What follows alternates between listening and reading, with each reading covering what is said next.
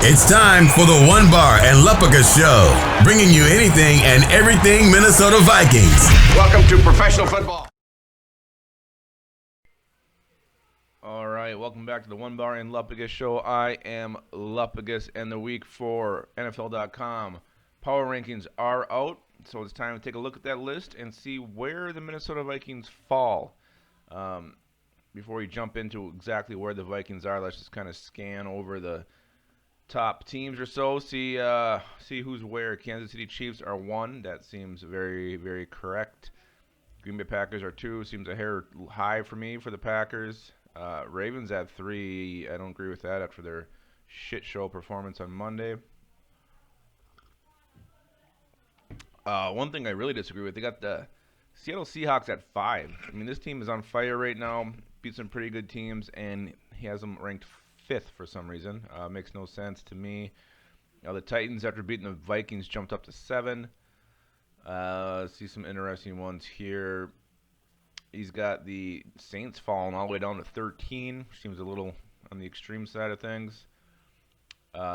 Cleveland Browns are at 15, which is probably the highest they've been in years.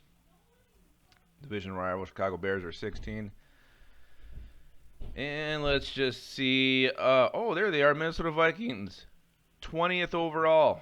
What the hell? I've watched this team very closely for 3 games, and there's no way in hell I'd rank them as high as 20. But let's just see who's behind the Vikings. Houston Texans, who we play this week. At this point, I'm taking the Texans. They've been far more competitive in games than the Vikings, and hung in there with the Chiefs for a little bit, and they went toe-to-toe with the Steelers. So yeah, if I'm picking, I'm not going to give any predictions, but I would have the Texans ranked higher. Lions, they have won a game. I'd probably rank them ahead of the Vikings as well, so that puts the Vikings down at 22 in my book. Eagles are kind of a shit show, so I maybe this would be a close game. The Vikings might actually win, so I'm going to put the Eagles below the Vikings. Let's see what else we got here. Panthers at 24. They had a surprising win against the Chargers. I would right now pick the Panthers ahead of the Vikings. Dolphins. Ooh, that's a close one. I think I'd maybe go Vikings still. Dolphins aren't great. Jaguars did not look good against the Dolphins, so yeah, maybe I'd have the Vikings ahead of the Dolphins as well. Falcons are on 3, but they just keep blowing games. They can score a lot of points. I would have the Vikings below the Falcons. Bengals, it's a young team. Joe Burrow's showing heart. I think at this point, if they were going against the Vikings, I'd probably think the Bengals would win that game.